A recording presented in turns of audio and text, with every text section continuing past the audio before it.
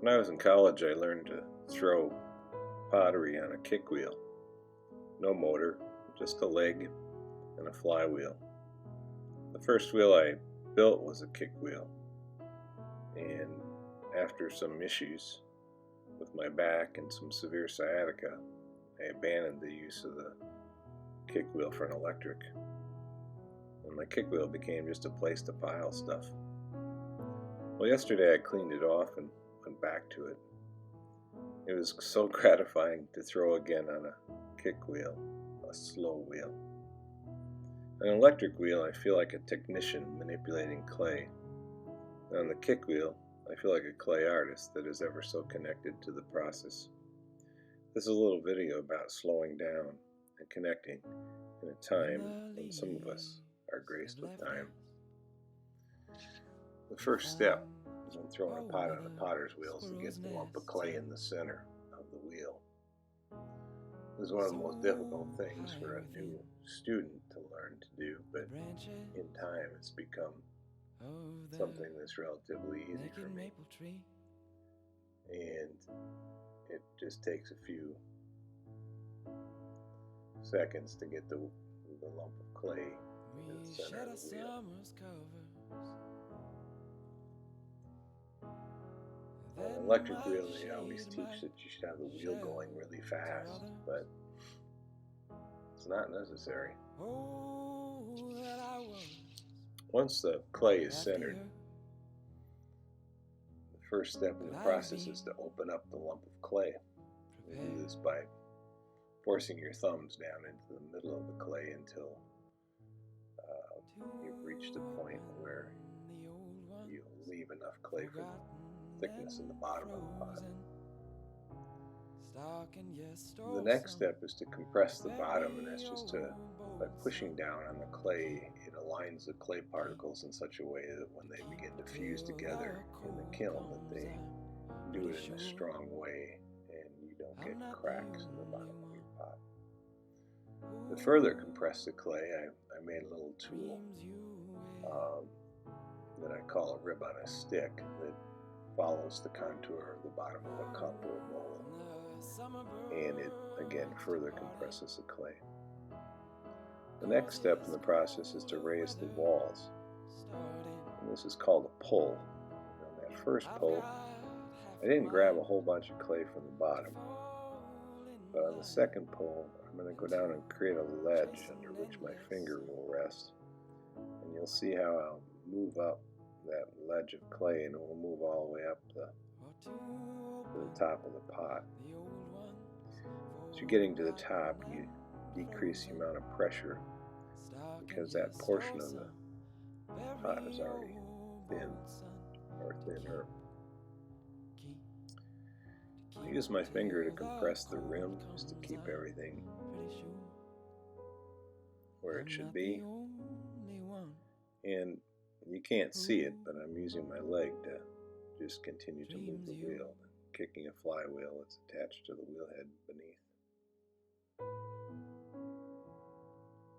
On the second pull, or maybe that's the third pull by now, I just continue to thin out the walls of the pot, and then on the next pull, pulling out to change the contour of the pot into more of a traditional bowl form. And you can see it got a little bit wonky at some point there, and that doesn't bother me, especially when I'm throwing in this manner.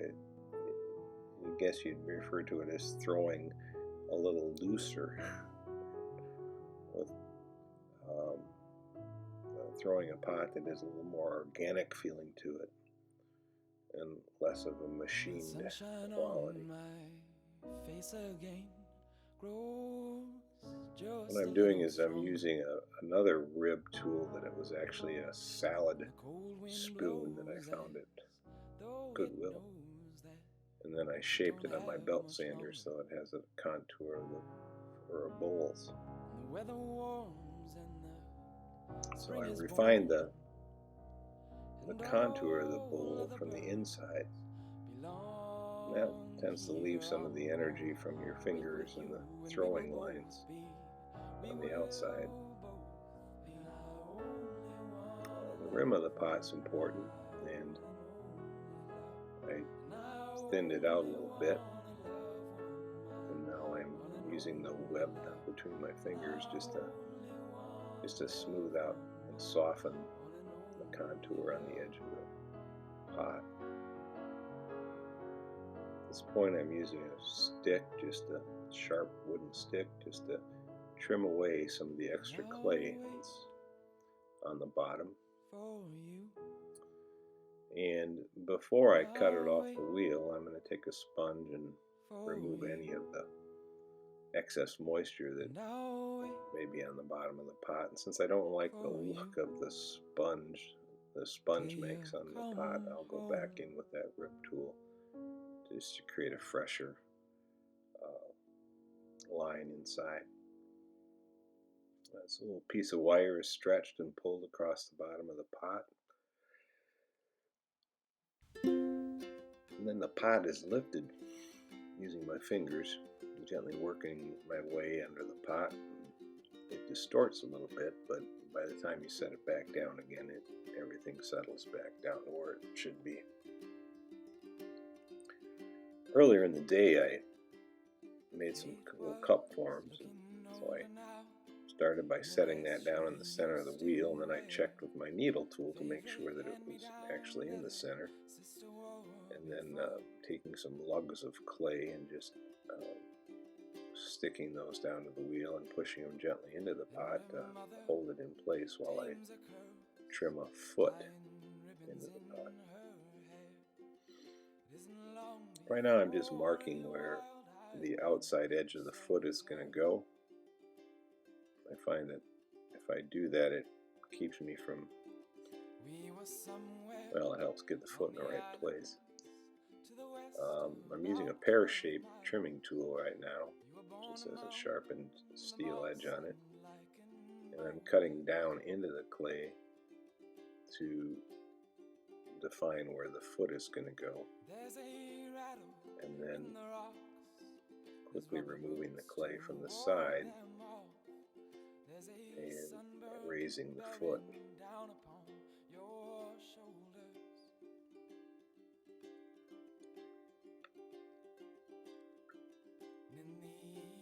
Now I'm using another type of trimming tool here just to create some definition in the foot.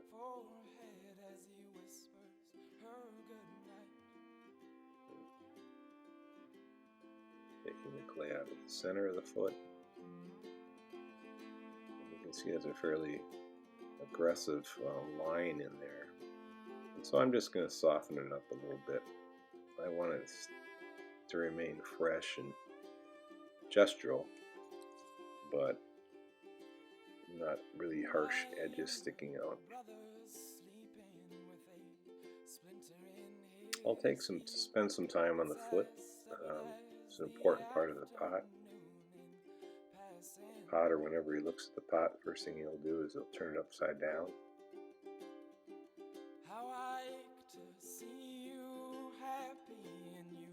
More than one cup of coffee has been dumped over that way.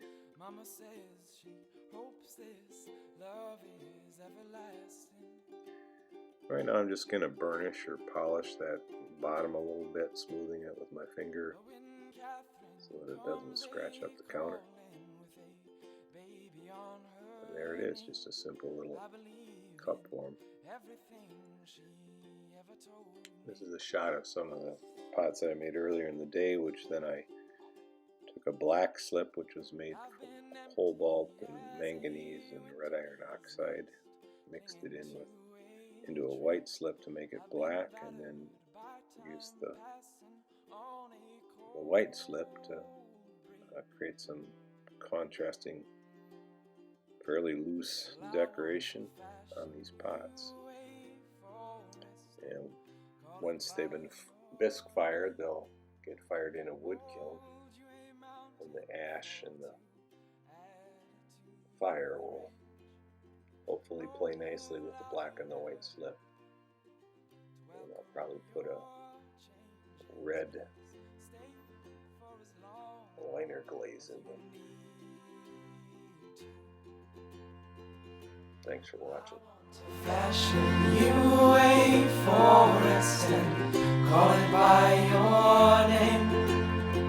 Mold you a mountain for to add to the rain. Roll out a river for to welcome your changes, please. Stay for as long as you, stay for as long as you, stay for as long as you